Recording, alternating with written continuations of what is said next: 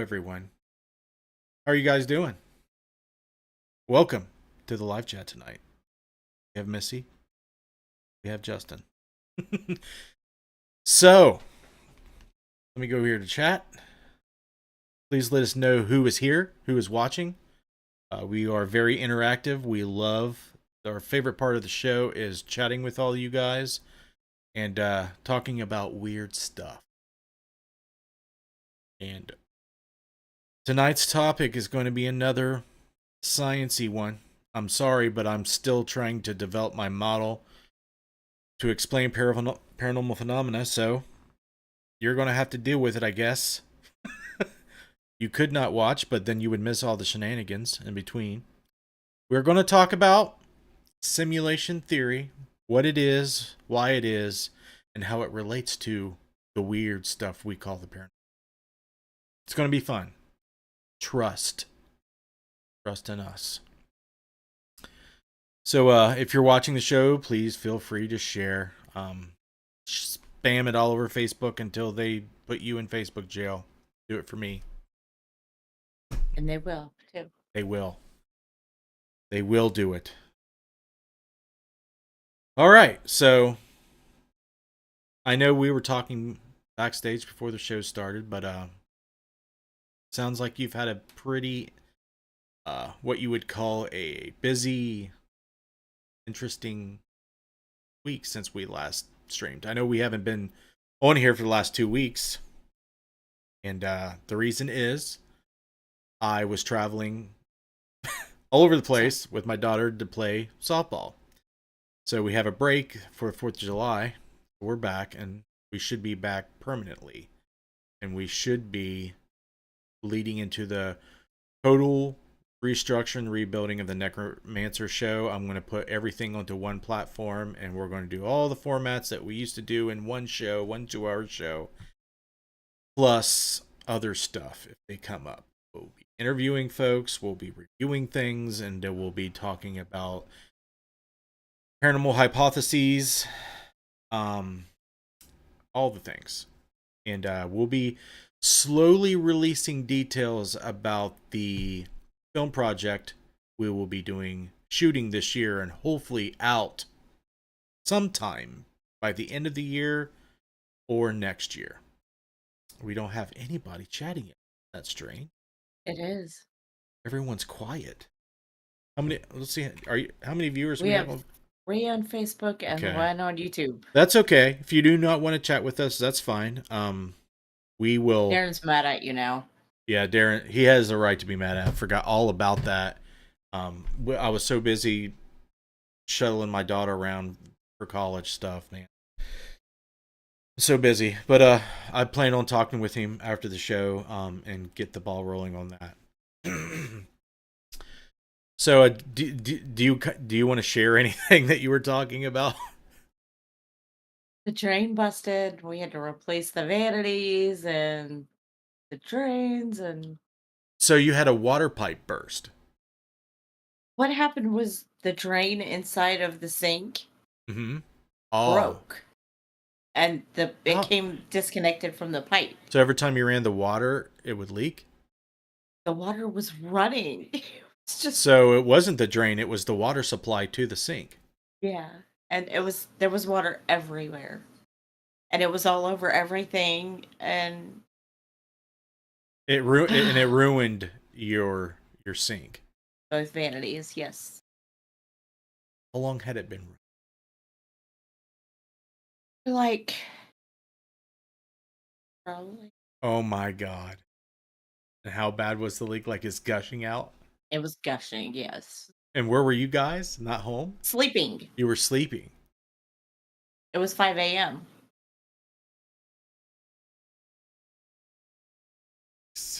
That's bad. Yeah.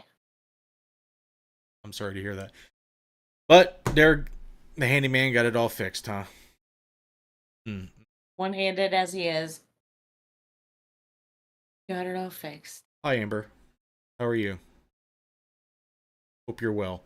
Hi, Amber. Thanks for joining us, Amber. Yeah, I can't say that I had anything like that happen to me. No, you just went from Chattanooga to Indianapolis Ooh. This last weekend and this whole week, I've been doing hardly anything. I've been trying to rest from all that travel, and I've been doing some research. Can't talk today, hence the title of this live chat. It's going to be interesting. I promise you that you will find it interesting. That's my prediction. But right before we get into it, we'll tease the film project that we're starting to get rolling. We just secured a date at one of the locations, and the location that we're going to be filming in. This is not going to be a small project. This is going to be probably the biggest I'm going to say safely, it's going to be the biggest thing we've done. You've been researching articles I've been sending, Derek said. Yeah. I ask and then I receive. Doing good. How are you guys? And I'm seeing you guys next week. And am I seeing you guys next week? Unfortunately, no. We will not be attending the bash this year. Oh, the Amber attends the bash? Oh, did not know. Amber, her mom is the one with the short hair. They're always out on the balcony. Her dad rides around in a little cart. Oh, okay. And Amber has long blonde hair. Okay. Yeah, I didn't you make know who it is. Her photo's black and white. I did not put one and one together. Yeah. So no, we will not be there, but Josh Bender will be there. We're taking this year off. I had to take a lot of vacation days for the travel ball, and the last ones I had left, me, Christy and the kids, Derek and Missy are all going out to a cabin in the woods, and hopefully going to be relaxing. She made all the Jello shots, and oh man, you will not have a problem having them consumed, Amber. I promise you that. There will be none left. Promises. There will be none left, but hopefully this film project will be awesome. I feel like I was telling on the meeting we had the other day, I have a tendency to want to go over the top with the research and what I want to do. So my main job is to trim it down to something manageable that I can put in one film. But there could be multiple projects that come out of it if we get enough content. Yep. Are you excited about this project that we got coming up? Yeah? How excited? Like on a scale of 1 to 10. Like a 8? You see that, ladies and gentlemen? She's not excited. She's 8. Why not 10? What would get you to 10? Fair stuff. One more location. No, don't say anything. Been. Don't say anything else. I don't want to release everything. One more location. So that location will, I know it will at least get to film and probably interview. If we at least get that, it'd be fine. If it's more, awesome. Right. But there is a historic location in Aurora, Indiana that we just secured recently. We just got the date secured.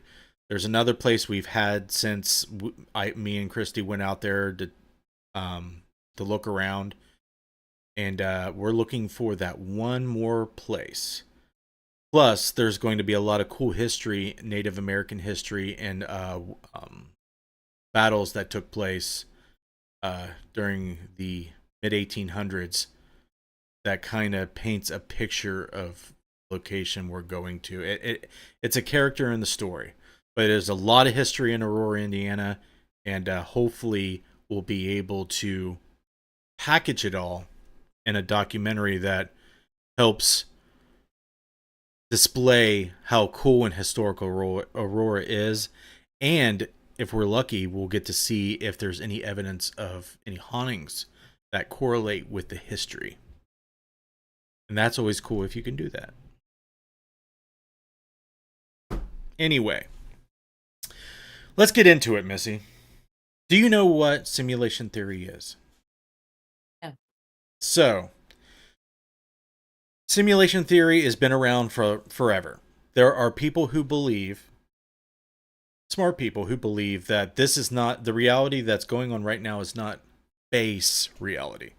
What I mean is, if you put on virtual reality headset, you can go into a world that's just, manufactured, simulated.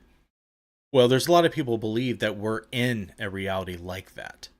That our bodies and all of our senses are plugged into a machine. And everything is being simulated in a computer or some type of computational process that is way more advanced and way more powerful than us. So, the reason why people believe that is there are weird things that happen, and this idea has just been renewed in the last couple decades by a guy named Nick Bostrom, and he's a physicist. And he proposed this because of all the stuff leading into quantum physics and all the science, cutting edge scientists that are trying to bring out this new information and, basically scrutinize all the old ideas that we've had about what reality is. He's challenging it. Okay.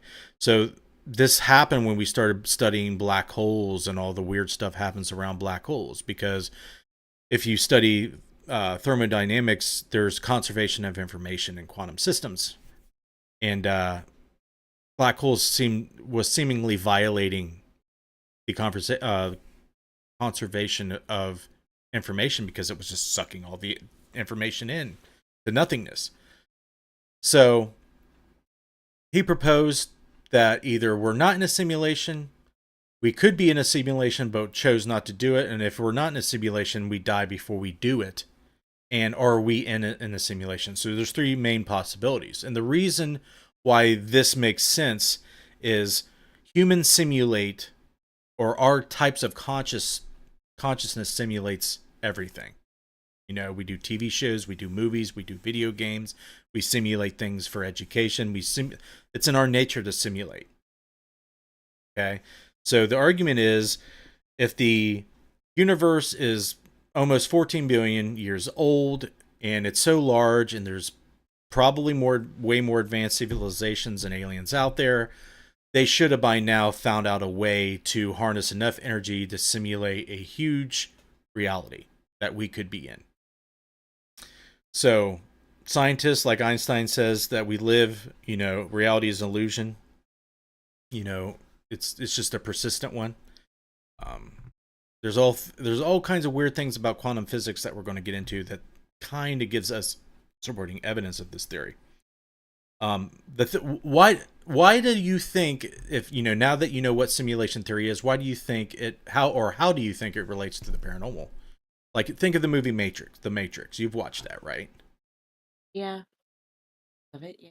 Okay. So, if we are in a video game or a computer simulation, what weird things do you think could happen that would seem strange?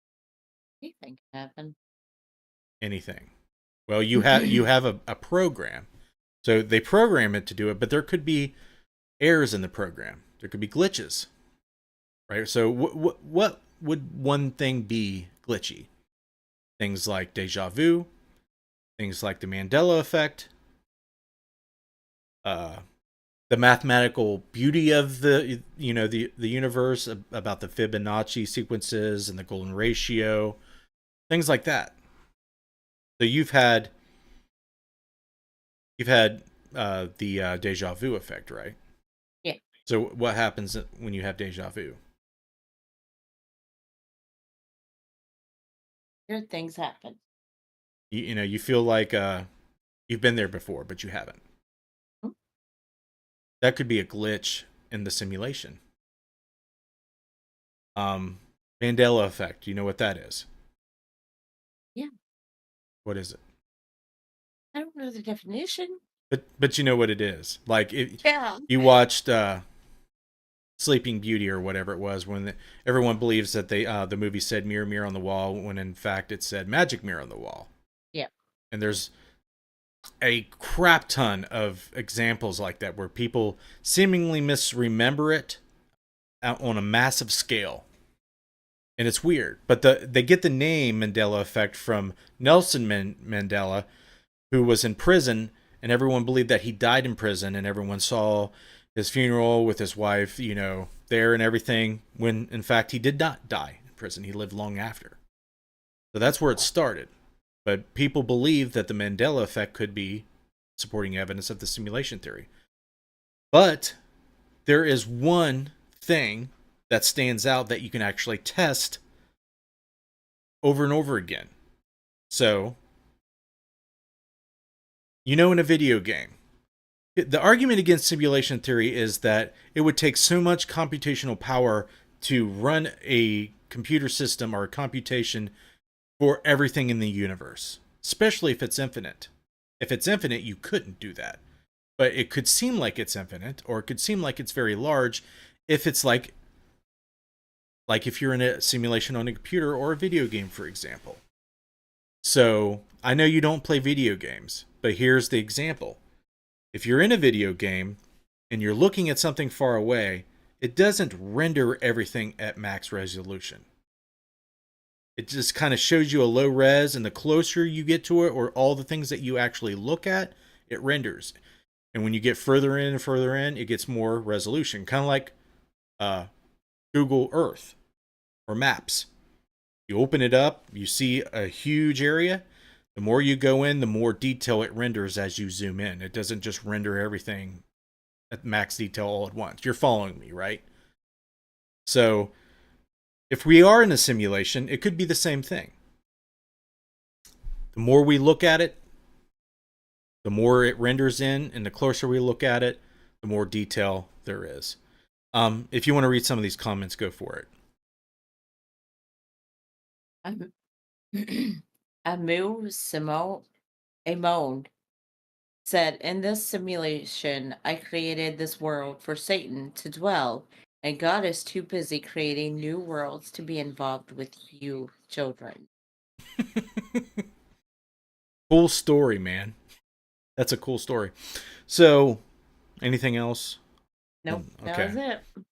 So, there is actual evidence of this, what I just explained. And we're going to watch a little video. Are you ready to learn science? Yeah. Are you sure? Your eyes say no, your mouth said yes. Yeah. Okay. If you don't hear this on the call when I play it, let me know, and I'll just live stream the video, and you can switch over to the live stream and watch it and listen to it at the same time. If you want to ignore it, don't worry about listening to it. I won't be mad. Okay. But let's see here. We'll bring up this video here, and we're going to learn about the double slit experiment. The double slit experiment defies our understanding. It involves a laser shooting beams of light particles called photons at a screen with two parallel slits. If we mark all the spots where the photons hit the second wall, we should expect to see two strips to correspond with the two slits. But that's not what we see. Instead, we see an alternating pattern of light and dark bands. This is characteristic of the behavior of waves that pass through both slits simultaneously, interfering with each other to create the pattern on the second screen. The bright lines are where the top of waves meet, resulting in a more intense or brighter area on the screen. The darker bands are where the top of one wave meets the bottom of another, so they cancel each other out, resulting in a less intense or darker area on the screen. Here is a photo of a real interference pattern. The original double slit experiment was conducted in 1801 by British polymath Thomas Young. Since then, it's been performed with various types of particles, including electrons, and they were found to behave in the same way. This phenomenon occurs even if the photons are fired one at a time, which suggests that the photon is interfering with itself as it passes through both slits at once. Physicists were so stumped that they decided to observe which slit the particle went through. And that's when things get really weird. When scientists used a measuring device to observe the slit that each photon passed through, the interference pattern disappeared, and the photons started behaving like particles. Instead of the spectrum of light and dark bands, we see two bright bands, indicating that the photons chose one slit or the other. So light can display characteristics of both particles and waves. All right, so can you hear this, Missy, at all? I just switched over and turned up the volume on Oh, okay. So everything, when you look at quantum physics, photons act like waves. Okay, so the Schrodinger's equation represents the wave function of possibility. The photon, the interference pattern is kind of like a spectrum of possibilities of where photons can hit the screen. So it's not like you're throwing marbles through the slits. You're throwing probability through the slits, and it causes an interference pattern, and you're only seeing where, a pattern of what's most likely, and then everything else in between. Like if you notice, the middle slit is brighter, and everything that branches out is dimmer and dimmer and dimmer. So if we're living in a simulation, we're not computing everything point blank all the time. So we're saving processing power. But when you look at the photon before it goes in the slit, it collapses into one possibility, and you see where it lands. Only if you look at it. Okay? Known as wave-particle duality.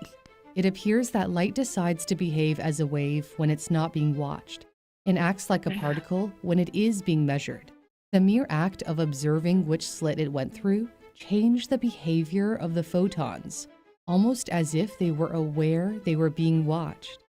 It's kind of like how in a video game, the environment and objects only load when the player focuses on or interacts with them. The entire world isn't rendered all at once, allowing the game to save processing power and optimize resources. Likewise, light seems to behave like waves, but when we observe it, it's as if we're loading its properties, causing it to change and act like particles. Physicist Richard Feynman famously said, "The double-slit experiment is absolutely impossible to explain in any classical way, and has in it the heart of quantum mechanics. In reality, it contains the only mystery." The most widely accepted theory to explain this phenomenon comes from physicist Niels Bohr, who proposed that particles like photons don't have definite properties until they're observed. So in the case of light, photons exist in a wave-like form representing a range of possible positions until they are observed. When we measure or observe the particle, we force it to choose a definite state, behaving like particles. This is called the Copenhagen interpretation, named in honor of Bohr's home city. However, to this day, no one knows why observing a particle causes its behavior to change. Not everyone was a fan of his theory. Einstein disagreed that particles could be in multiple states at once until observed. He was uncomfortable with the inherent randomness of such an interpretation, and famously said, "God does not play dice with the universe." Einstein believed that the universe followed a consistent set of rules, like how his general relativity theory predicted the motion of planets around the sun. He spent his later years trying to develop a unified theory that explained everything in the universe, but he didn't succeed. Physicists recently conducted a variation on the double-slit experiment. In April 2023, researchers at Imperial College London swapped out the screen with two slits for a transparent material used in smartphone screens called ITO. They first fired a laser beam at the material. When a second laser was directed at the material and pulsed super quickly in quadrillionths of a second, it caused the material to become temporarily reflective. The interaction of laser 2 with the material changed the frequency and therefore the color of the light from laser 1 that was reflected off the material. It's crazy. This experiment shows that by manipulating time rather than space, they were able to create interference patterns similar to the interference observed in the original double-slit experiment. There are certain things in life we take for granted. If you don't get enough sleep, you'll feel tired and groggy. If you drive recklessly, you're more likely to get into an accident. But sometimes there are principles that govern our lives that we just can't explain. The perplexing result of the double-slit experiment is up for interpretation, with some suggestions that this is evidence our world could be programmed. So far, not even the best scientific minds can explain the bizarre behavior of particles, at least, not yet. There are many puzzles that are perplexing. For example, can you tell what's wrong with the gears Leonardo da Vinci wanted to use in his military tank design from the 15th century? Okay, I think it kind of goes off topic here, it digresses. But you get the point of this, right, Missy? Mhm. Okay, so you understand the whole example they use with video games. It works at it doesn't render the whole universe of video game, only what you're seeing on the screen. Right. So, but all the data of the whole game is there. It just only displays certain things at the time to save on computation. Right. So, what does this have to do with the paranormal? Well, I believe it has everything to do with it, and I'm going to tell you why. So, you've heard me talk in length about how we psychics can extract quantum data out of the environment and play with it, do things with it. So the data is stored everywhere in the environment. Everything is all connected. And if you I'll bring up orchestrated objective reduction. So we'll kind of, without playing it,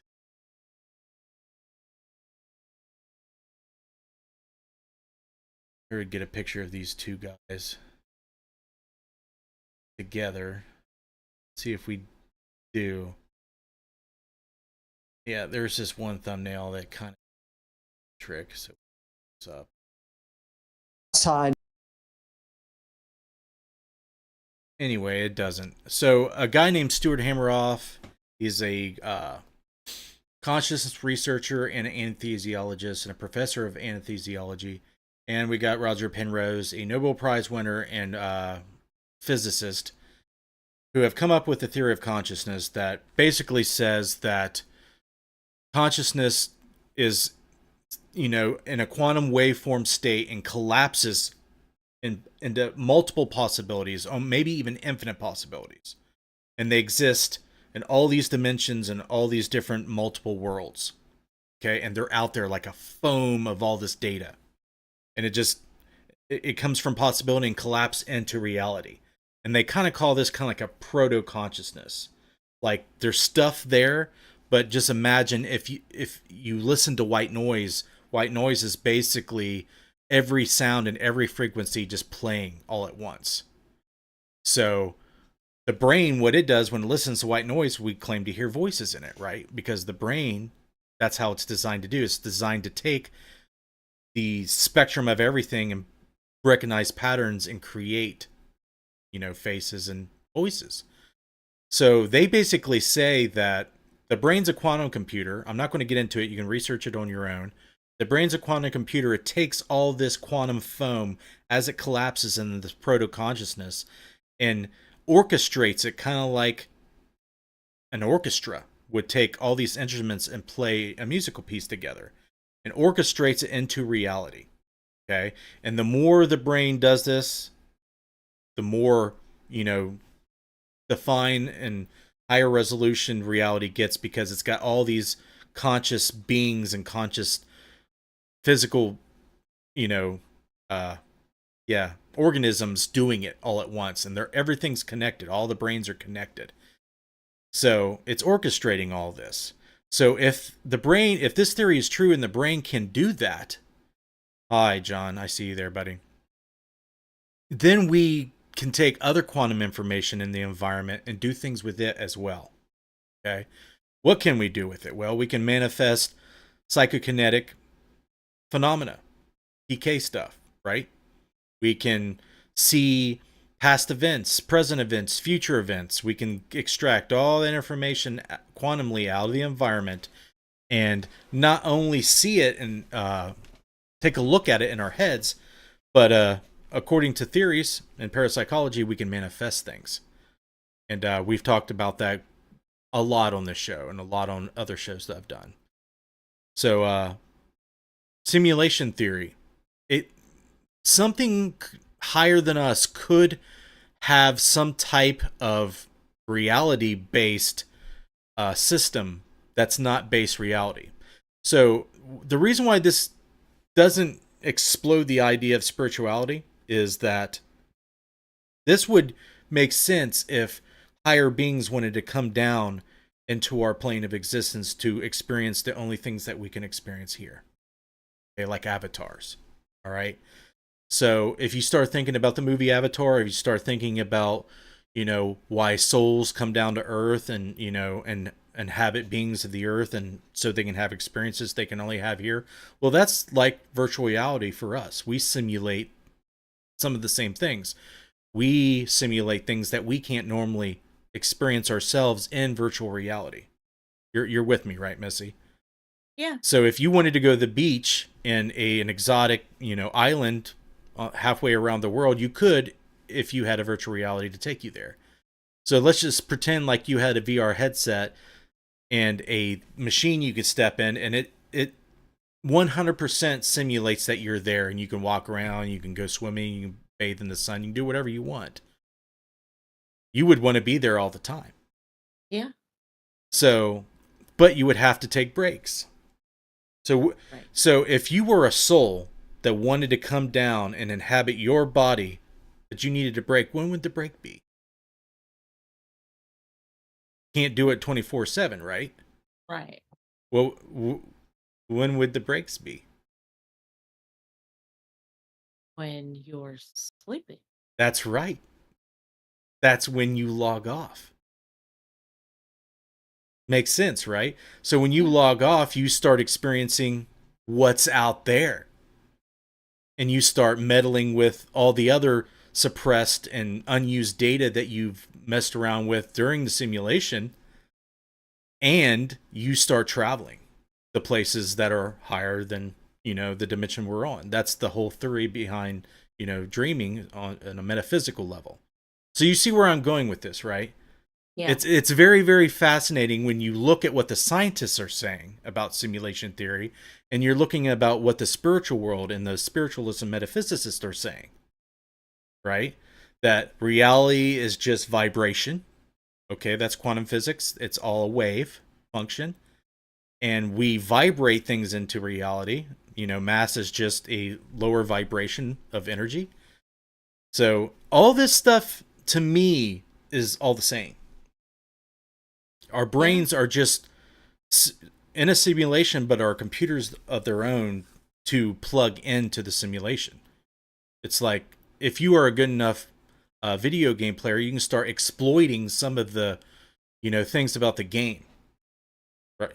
For example, if you played Mortal Kombat back in the 90s, the more difficult the levels got, they started reading the inputs of the player. So the more difficulty the levels got, they seen what the players were trying to do and they countered them. But if you figured that out, you could bait them into the input and then cheese the rest of the game because you figured out how they're reading you. Right. So you can do the same thing. Like in the movie Matrix, he basically learned how to, bait the system and to bend the system to its will to do whatever he wanted, basically, essentially. So that's how you can bend spoons, make things levitate, all the other stuff that people claim that's possible. We're leaving a space in this theory to where those things could be possible if this was true. Seeing a ghost, that could be a glitch in the system, or maybe just another simulation phasing into ours, or just a glitch in the game. It could be very easily explained if this was a simulation. Right. Interesting, right? Have you ever thought about it this way? No. Why not? I Am I the only weird one? Yeah. I'm the only weird one. So if you're watching this chat, what do you think about this theory? Do you think that do you agree with it? Do you disagree with it? Why? I'm curious because I'm really, really buying into the a simulation theory is just a label that science has put on. You can kind of call it what you will, but we all pretty much know this is not base reality if you're looking at it in a spiritual sense. Base reality to a spiritualist would be the spirit world or a higher plane. And if we get after or if or after we get any interaction from chat, I'm going to go even further with this because I think I think the whole thing's fascinating. Do you think reality is infinite, Missy? No. No? Why?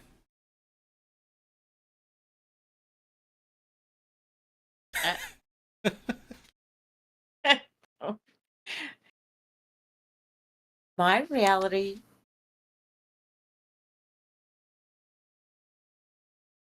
the reality that we're living right now, no. That ends.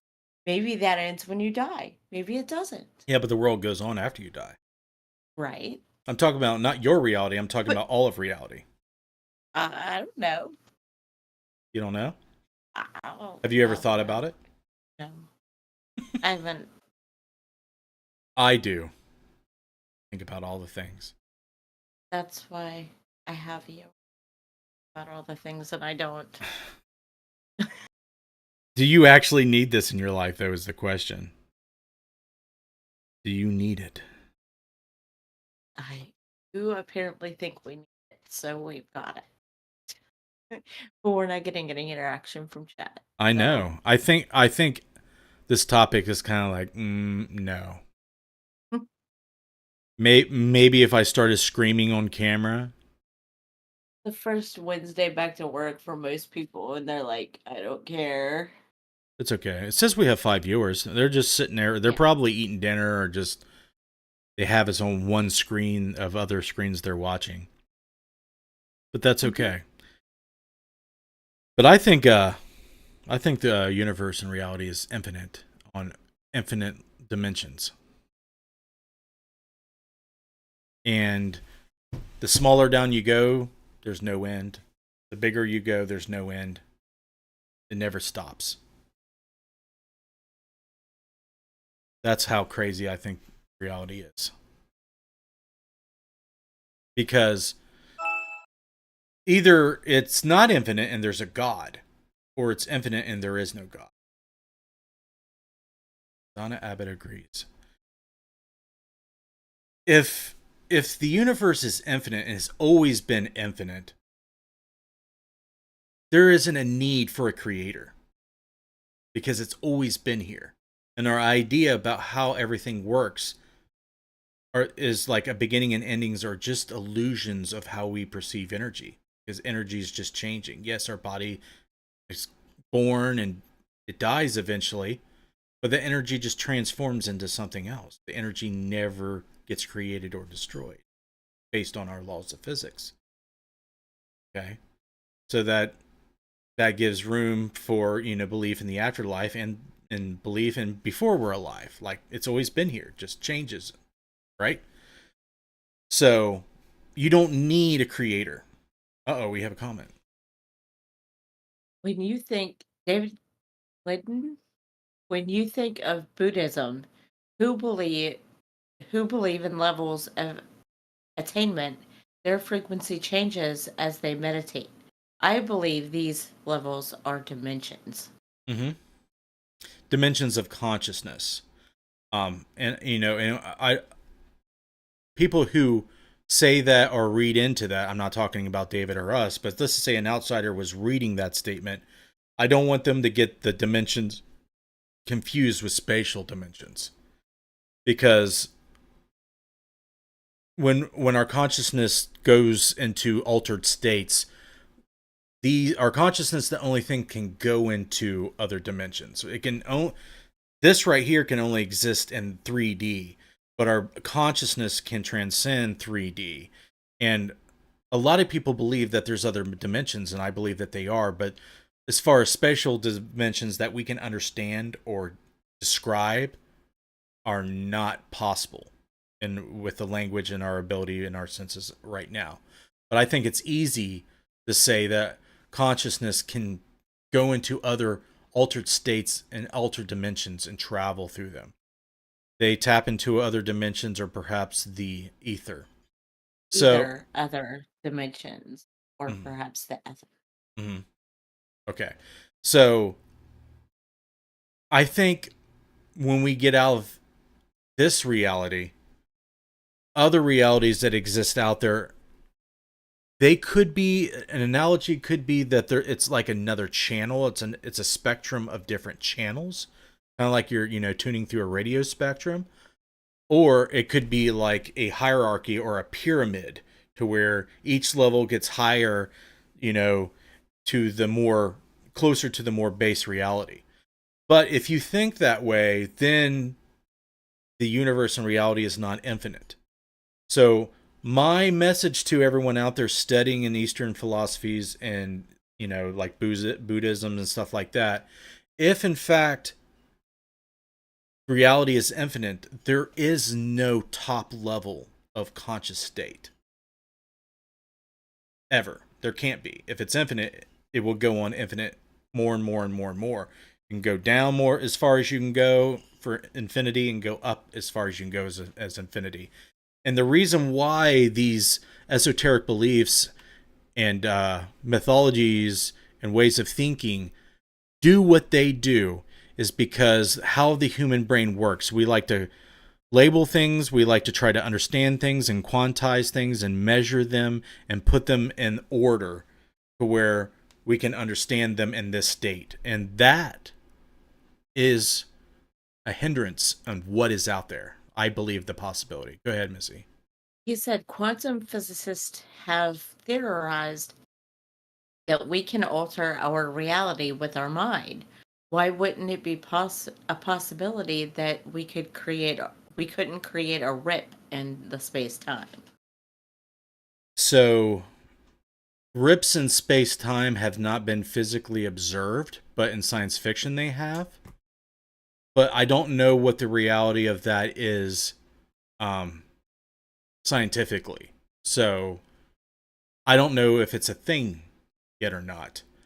I believe that one spatial dimension and another spatial dimension can coexist or overlap to allow a bridge, a connection between one and the other.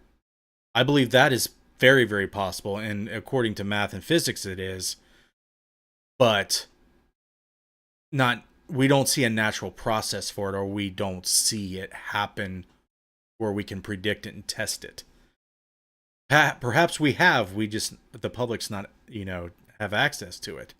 But doing a rip doesn't sound like something you want to happen.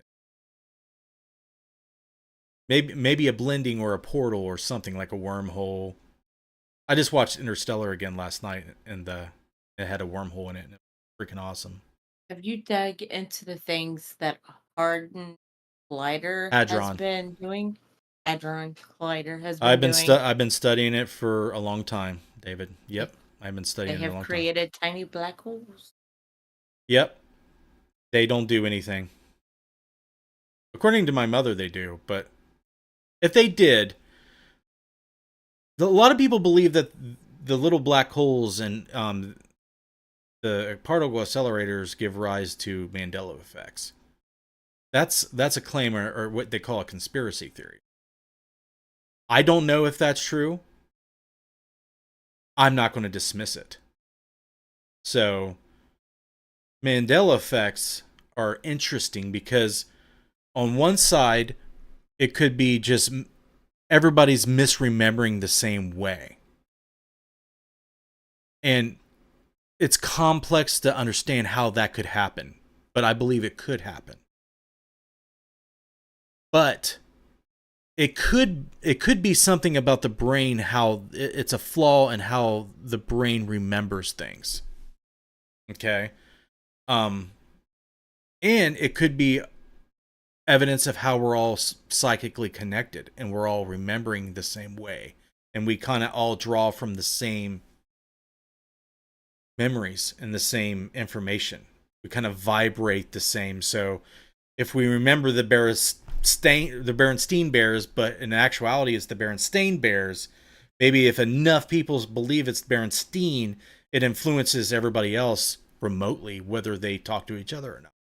That would be interesting. Or Mandela effect's a real thing, and we remember what was Berenstein, and it switches to Berenstain. So it's funny how it's like pulp culture things or books or commercials or logos. It's stuff like that that people see the Mandela effect, even though it kind of started with a person they thought was dead or a person they thought was in a movie. So it happens with pulp culture things or things that are in the public eye, so you can cross-check what other people's memories are on a bigger scale because people see commercials and are subjected to TV. David had a question. He said, he asked, would you consider a black hole a rip in space? No. I don't know if it's a rip. Like a rip is kind of like something detrimental you would do to space, and a black hole seems like it's more a natural phenomena that doesn't really do something detrimental to space and time. I feel like my theory of the whole universe is the Big Bang is just a white hole and it collapses back into a bigger black hole, and that's the cyclic part of it. I don't believe that a black hole is a rip. I just believe it's a natural thing to allow all of the quantum data to compress back into a singularity to form other universes. That's my idea. It could be And a he rip. I don't said, know. and then he said, just spitballing, but perhaps Mandela effects are results of the butterfly effect. I don't know. It's an interesting idea. Do you know what the butterfly effect is, Missy? Somewhat, yes. According to the Don't ask. butterfly effect, if you pick your nose, you may create a typhoon in China in 100 years. So don't do it. Yeah. But what we know about science is strange. Like quantum physics is paranormal. It does not make sense classically. And the math and the calculations of quantum physics do not gel with the theory of general relativity. So at the very beginning of the Big Bang, they don't know what happened mathematically. They can rewind the clock all the way back to right before it happened, and then poof, they don't know. Math doesn't work because of quantum gravity, and the same with black holes. When you try to look into see what happens mathematically into a black hole, it gives us an infinite density, an infinite gravity value, and that's not possible because if it had infinite gravity, everything would just suck into it. And we know that that's not true, but that's what the math says. So it breaks down breaks down the classical world. So if something breaks down the classical world to where the rules don't make sense, then we need different set of rules, which is quantum physics. Quantum physics is different. So if we're needing different physics to explain things that we see and they don't all line up, to me that's even further evidence that there's some trickery going on. Could be. David said, LOL, it's a result of time travel. If you travel to the past, changing a single thing, stepping on the butterfly, could impact the present. So you're talking about paradoxes. So if you that differs from what I know. Butterfly effect. Let me just see if I'm getting the same definition here. The butterfly effect is the idea that small things can have non-linear impacts on a complex system. The concept is imagined with a butterfly flapping its wings and causing a typhoon. Of course, a single act like the butterfly flapping its wings cannot cause a typhoon. So like I was saying, if you picked your nose, it could cause a typhoon. That's my example. It doesn't have anything to do with time travel as I know it. Right. And that kind of differs from what David just mentioned. So yeah.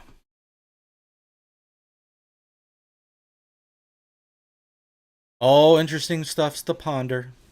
This is what I do for a hobby. My brain just twirls around. Don't you ever do that, Missy? Don't you ever try to figure out how things work on this level? You have no interest. I can see no interest in your body language. Like you don't give a flying flop about it.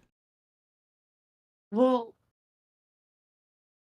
I Thanks, I know it David. works. So Thanks for tuning in. Thank you. I want to know how it works, but then I just figure I'm not smart enough to figure it out, and I'll just let Justin do it.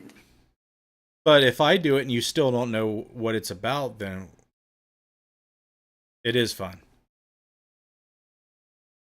I understand that. Trust me, Missy, I understand. It hurts my brain. Believe it or not.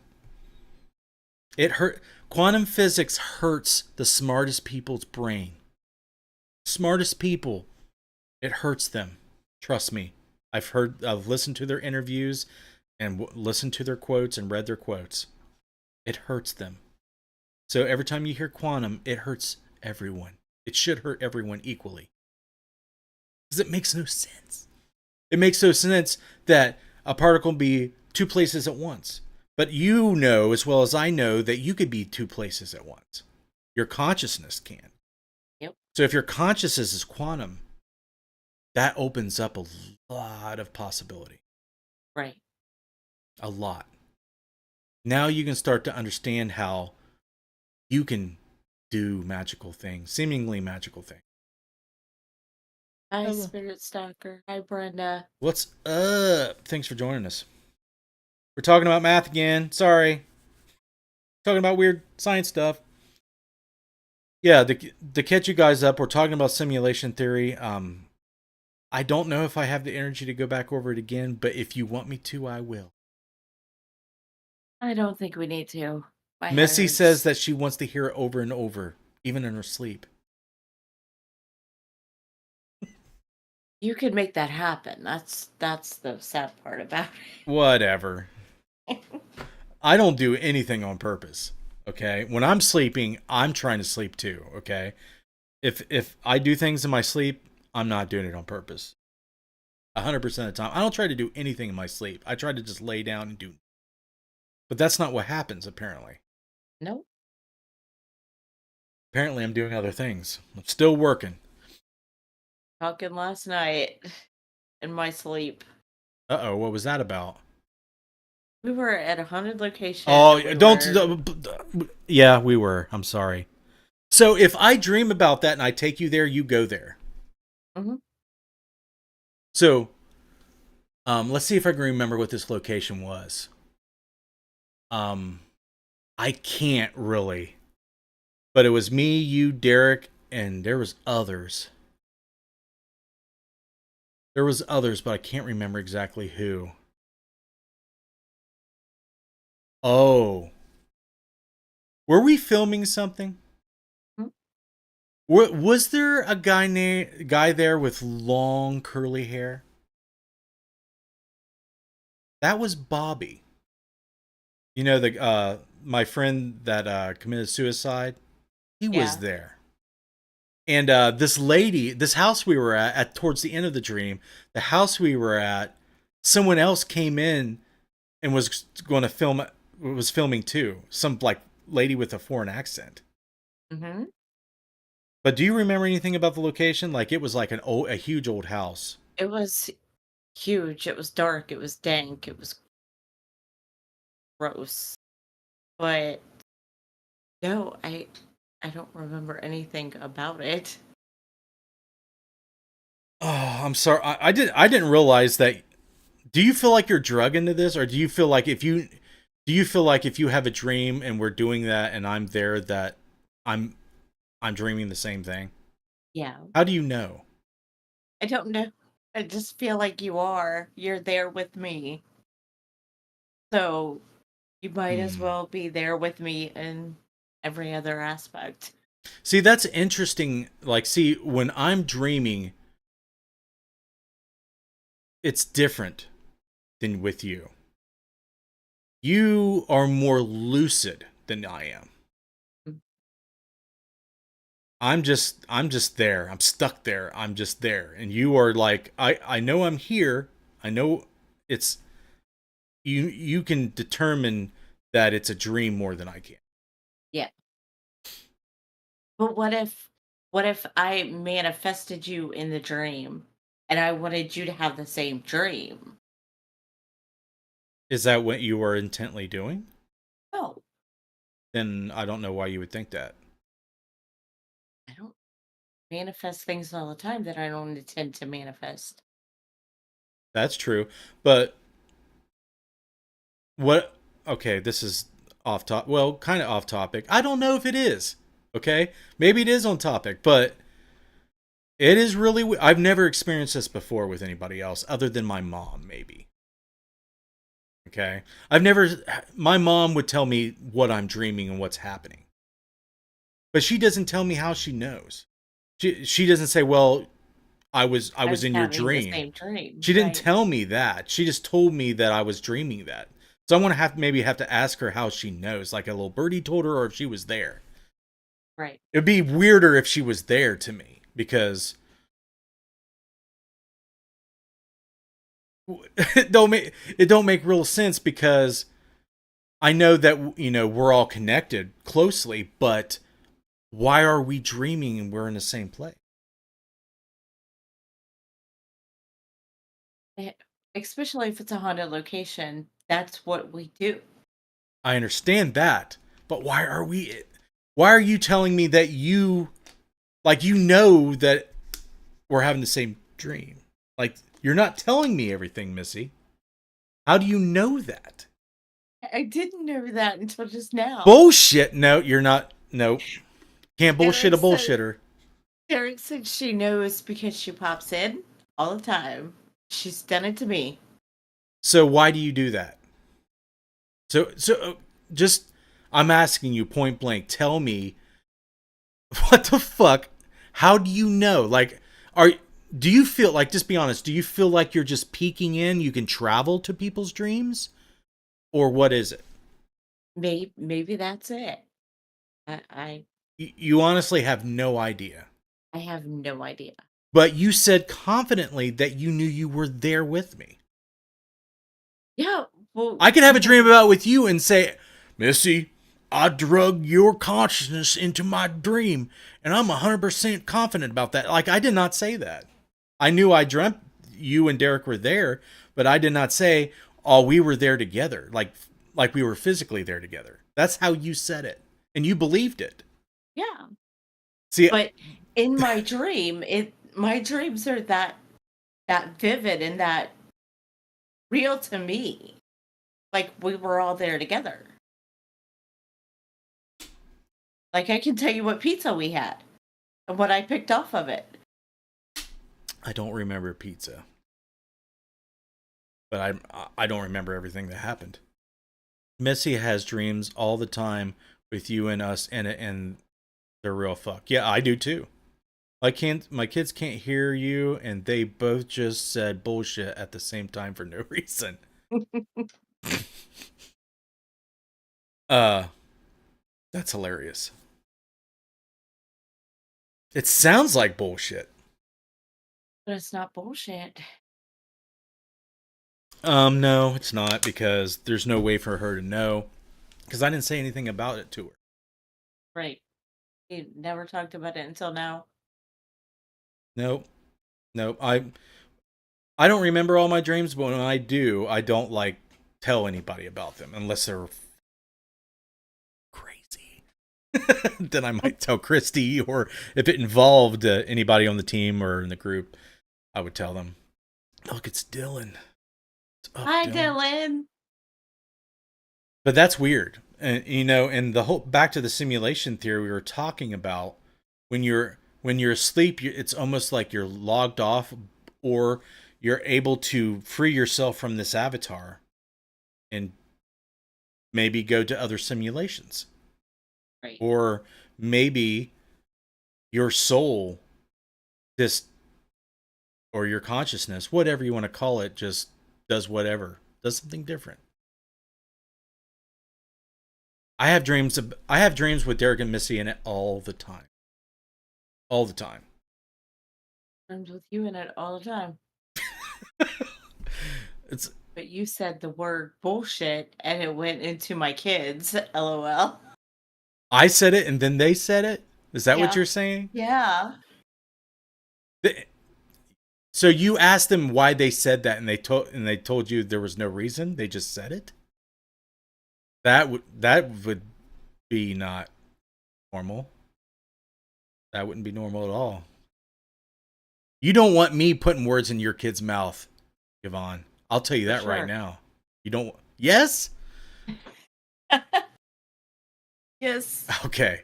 I'll try to watch my language then, because if that's that's happening. We don't want them to have my mouth, that's for sure. I'm trying to tone it down. I'm trying to be good. You know. It's hard. It's a challenge.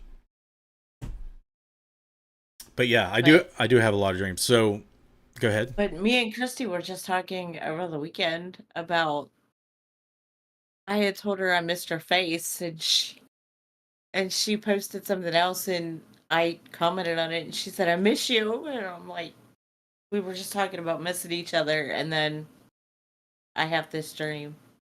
I have headphones on though, she said. We'll just mark it up as coincidence. That's what we'll do. That makes more sense to me. That would be weird if I'm projecting words into our kid's mouth. That's just not cool. That's not cool at all. So she goes over to kids. Why did you just say bullshit at the same time? We don't know, Mom, and gives them a weird stare, like they're possessed. My words in your kid's mouth. Hello. Dylan, yes, correct. I do not want that. Because my kids are dealing with it. And my wife yells at me all the time. He says that because of you. What do you want me to do? You want me to censor everything on? Censoring is not part of my objective. But it should be as a parent. You should be censoring yourself around your children. I suck at it. But I try to compensate. For every bad word I teach them science, math, philosophy. That's what I do, Dylan. So, and Eowyn looks at him like I look at him like, I don't so know. Dylan, what you do when you have your own kids, you teach them how to say bad words, and then you teach them teach them something useful at the same time. It'll cancel each other out. That's what happens. That's my theory. So they'll grow up potty mouths, but they'll be smart. Hopefully, they might say the F word a lot, but they'll be sweet and endearing. Hopefully they'll do that. All right. Yeah, the whole dream thing is weird to me, Missy. Yeah. Is it weird to you? Yeah. So you've been doing this for a long time. Like with family members or just friends or anybody and everybody? Just you. And you said you did it with Derek, right? Just you with Derek, yeah. Did you do it with Derek before you were in the group? I may have, but I don't know that I understood it enough to, come out and tell him that I did this. Let Derek, if you're still listening, let me know if she did.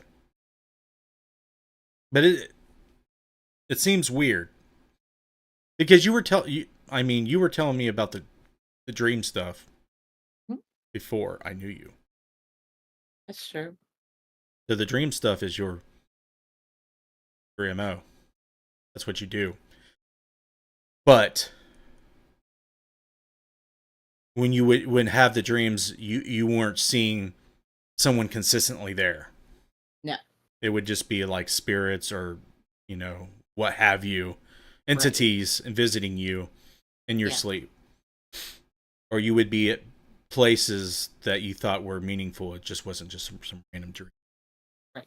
Like you would travel to a place that you were going to before you were there. Went there, obviously. Right. Kind of like an astral projection in your sleep. Sometimes, but it's been a lot more since she's honed in on her abilities more. Okay. That makes sense to me. That's a crazy ability, Missy. That's crazy. See, I think you could take advantage of that. I think you could wreak havoc if you wanted to. You could fuck with me. That's what you could do. Why would I want to do that? I don't know. I just feel like if someone had that power, they would abuse it. I'm not saying you would, but I'm just saying that's scary. Wouldn't you be scared if someone could just enter your dream and be like, "Hey, what's up, dude? Finger in your butt," you know? You can just do whatever. But That's my fear. That's what I would do. See, I fear myself. They'll be like, "See that tree over there? It's in your butt now," you know? but if we're having the same dream, how can I do that to you? You know what I mean? But see, you're more lucid. You'd be like, "Oh, we're dreaming. Justin don't know it, but I do. Let's do something." I don't know. I did take advantage of it that one time. Yeah. Because I needed Reiki and See, that's what I'm talking about. See, you do. I know. One day, 20 years from now, you'll write a book. All the things I did wrong to Justin while he was asleep. He didn't know it. hey, I can finally listen to that freaking The Weeknd song and not feel like you're gonna be chasing me through the halls. The chat don't know what you're talking about. And well, unless they watch every show and remember everything you say. Which would be weird. That would be weird. Does anybody have any questions about simulation theory and how it pertains to the paranormal? If you're tuning in late. Yep, she's like, "Tell me, no, watch this." Oh, that's what's wrong with Derek. Yeah. You've messed with him. You've messed with him in his sleep, and now he's losing his mind. Trust me. Trust you on what? When he starts forgetting things or he does things that make me mad, I get mad. And I wouldn't do that. I wouldn't mess with him in his dreams to make him forget everything.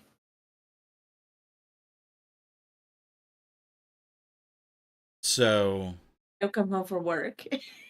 He's like, I'm like, I'll be like, who did you talk to today? Like, why? What are you talking about? And I'm like, I feel it. And he's like, oh my God, leave me alone. He's like, I can't deal with this right now. So you like he talked to another girl. Anybody. Anybody. Like, if he's talking to, like, Steve is in a bad mood or Steve has said something negative, I'll be like, why is he so mad? And he's like, how the hell did you know? Well, I'm like, I can feel it. I told him, I said, you need to tell Steve that he needs to get back on his meds. And he's like, how did you know he was? I know. He is to start taking them again. Because he felt nuts. Yeah.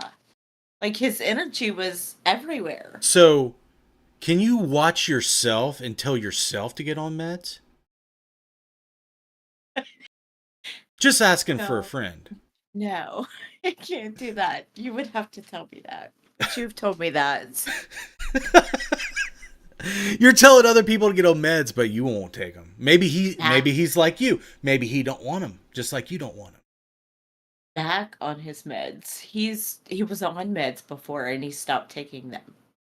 So what's he have, like anxiety or something worse? He has ADHD. Okay. So is he more mad than you? Yeah. Maybe if you Yeah. had to work at shitty fucking places, you would be mad too.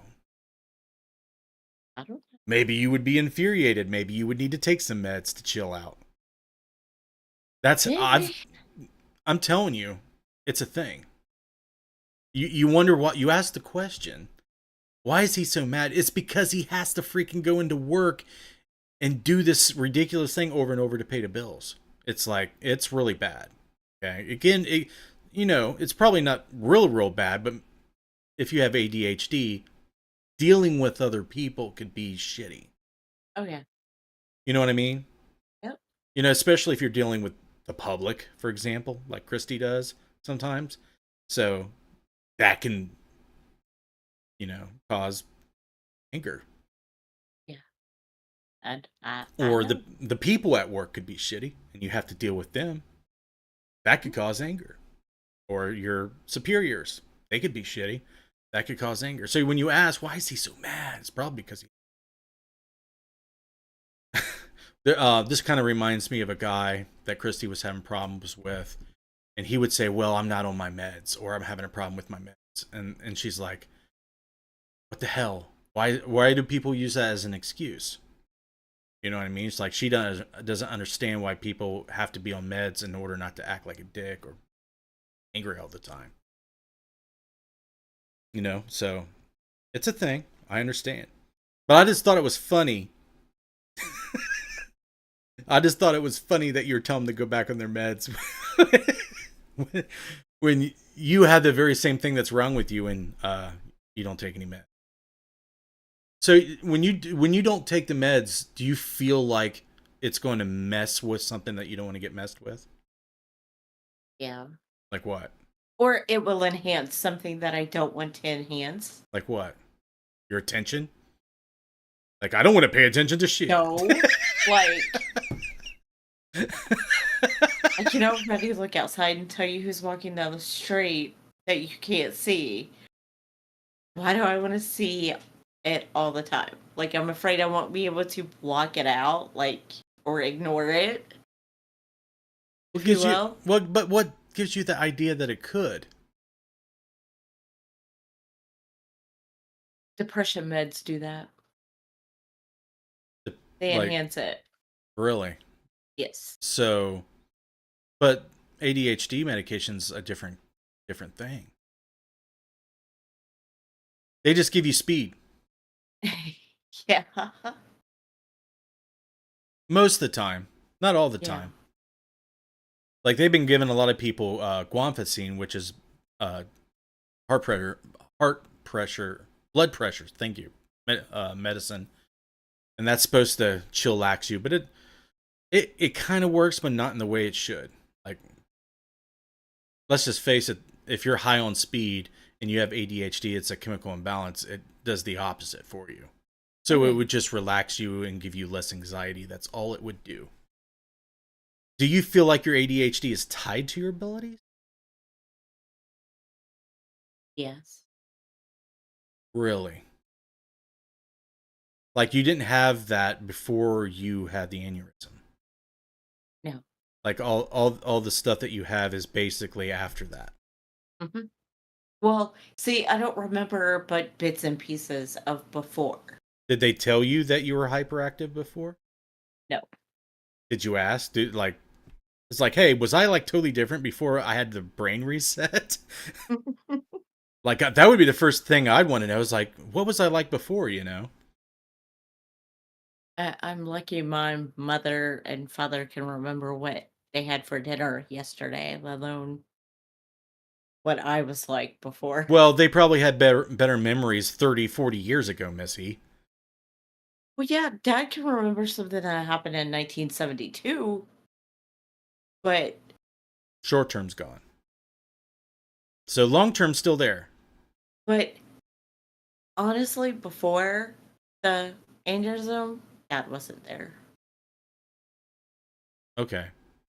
Not a lot, anyway. Fair enough. But would your mom, like, maybe you should ask them and see what they say. It's like, hey, was I crazy before? A nut job. I remember being obsessive. Like, there were certain things, but I don't remember much. It's just it would make me curious. That's all I know. I'd want to know if I was like a lot different or the same, or if the issues I have now are caused from, caused by the aneurysm and everything. Most of them are, though, yes. I could see why they would, how it could for sure. But I'm not a doctor. But it would make sense why if that was the case. The whole dream thing's weird to me. Like, I swear to God, I'm not out there like, I'm gonna go ghost hunting in my sleep and all my friends are gonna come too. I'm like, I'm not doing that. I'm not doing that consciously. I'm not doing that. I promise I'm not doing that. I'm not doing it consciously either. It just You're just what trying to lay down happens. to go to sleep and you're like, oh, I'm gonna jump into Justice Dream and I'm gonna give him a wedgie and I'm gonna pop out of Yeah. it. That's it. Put some streamers in his beard. Yeah, put some ribbons in it, make him all pretty, and put Yeah. sparkles in it and leave. You should do You that to wake up Josh. with little Bretts in your You in should your do that to beard. Josh. He would hate you forever. Be I like, I had know. this stupid dream, Missy, and I know you did it on purpose. That wouldn't be cool. Don't do that. No, I won't. Next week, you're going to be like, you said you weren't going to do that. I couldn't help myself.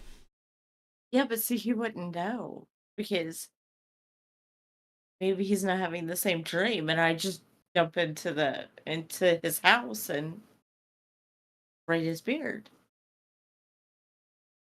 As far as I know, he's not watching, so he wouldn't even have a clue.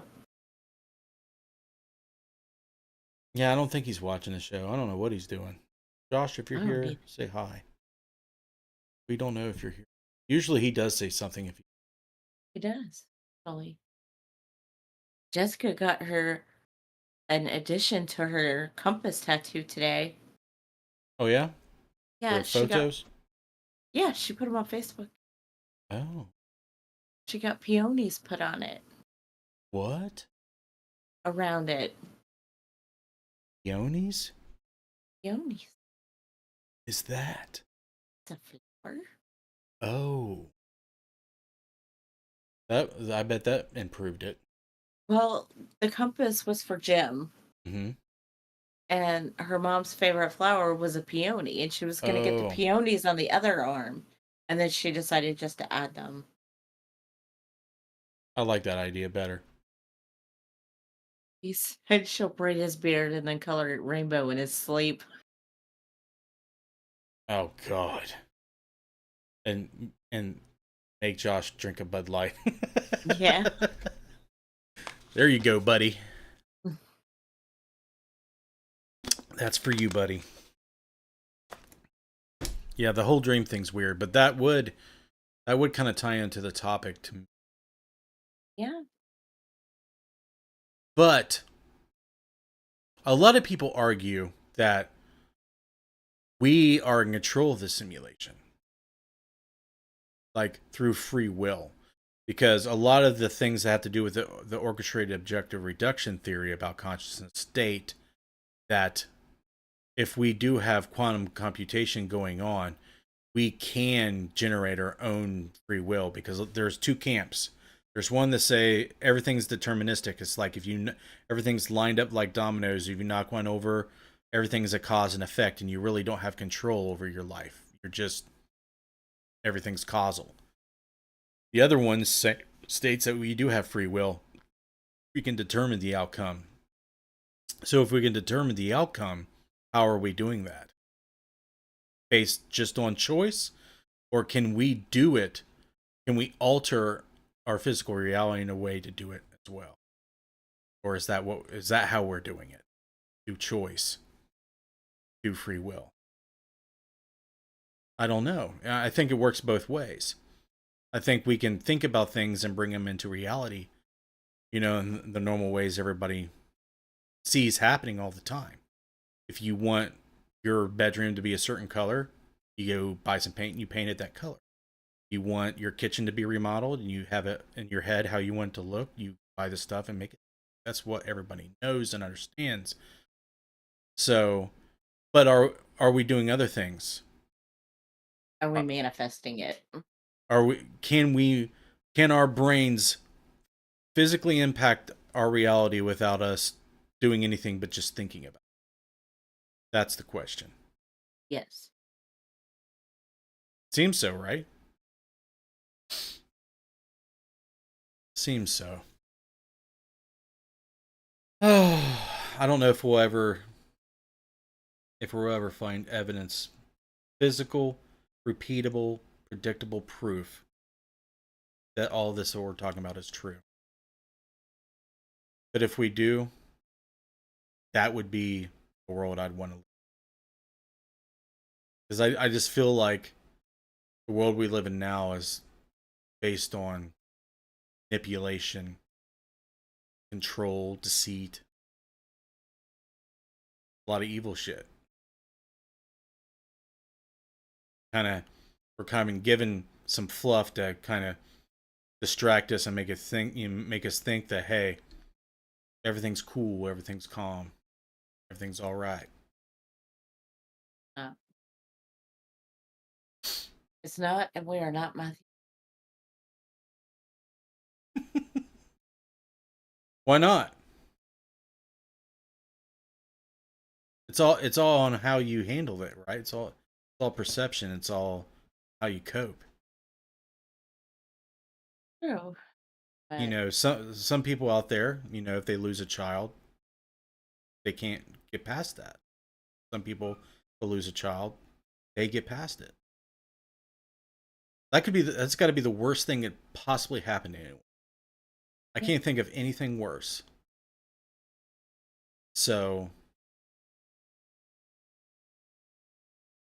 you have to kind of trick yourself into thinking everything. But I think that's what we do with most things. Yeah. You trick yourself into thinking that you're okay. So are we tricking ourselves into thinking that this is all real? That's the real question. Or maybe it's real and we're tricking ourselves into believing that the reality that we are living is real. That don't make any sense, what you said. I know. You mean it's not real and we're tricking ourselves into thinking it's real? Yeah. That's what I just said. That's what I meant. I mean, like, what if it is real and we are tricking ourselves to believe that it's not real? Just not real. Yeah. That would be a shame. That would be bad. What's racket going on out there? What does the chat think? There's probably not a whole lot of people watching tonight. I didn't know if there would be, but this is pretty much the only night I had time for. I know there's not a lot of chat interaction, so we'll probably end it at 9:30, so I have more time to talk to Darren after the show. If that's okay with you, Missy. Fine with Hey. How's the smoking going? Are you, like, smoking less still? Yeah. You're lying. You're lying. Since Clayton left for work, I've had 2 cigarettes. Really? Type 1 in the chat if you believe Missy right now. You've only had 2 cigarettes.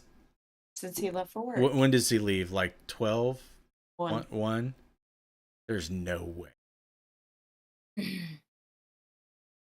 The important thing is that I am here.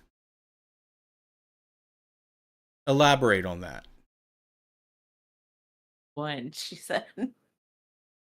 Oh, that she's here. Yeah, I know what you mean now, that you're there in the chat. Yeah. She believes you, Missy, and that's all that matters. It is important that you're here. That's the reason why we do it. If there wouldn't be anybody in the chat, definitely wouldn't be live streaming it. I would just do an educational video about the topic and leave it as that. But live streaming is cool because you get to hang out with people that are cool and talk about the thing. There you go. That's all. Like, I can't stop my brain. I can't stop my brain from doing all these things. Like sometimes I'll be like, I need to take a break. My brain feels like it's going to explode. I got a headache. Next day I'm right back at it. And then some things you become apathetic, like, oh, if everything's a simulation, it kind of if you describe it that way, it takes all the essence out of it. It takes all, there's like, oh, there's no meaning, it's all fake, blah blah blah blah. Like, I don't need to, search anymore for truth because it's not even real. Spirit Stalker said, I appreciate y'all. See you next week. You're very welcome. Yeah, I do you think we do better like on Thursdays? Is that when we were trying to stream? Do you think that's a better day? Yeah. I know this week is weird because of the holiday and everything. Thursdays. Okay. But yeah, I mean, to kind of sum up the topic, when people say simulation, don't think fake. Think made. Crafted. She said, Spirit Stalker said yes. About Thursday? Yeah. I will do that. All right, Missy, I guess we're going to wrap this up. Getting pretty tired pretty fast. I've had a long day. But thank you for I know. for being here. Yes, I'm always here. Even in your dreams. Uses on Thursdays though. Yeah. If we do Thursdays, Darren, does that mean you have to choose which one you watch or whatever? I'll ask you when I get on Discord. All right, guys. Next week I will figure out when I'm going to be streaming. I don't know when it will be. We have to figure out all those things because consistency is part of the game. But thanks for joining us tonight. Thanks for learning. Never stop learning. And always question. Always ask questions. You have a good night.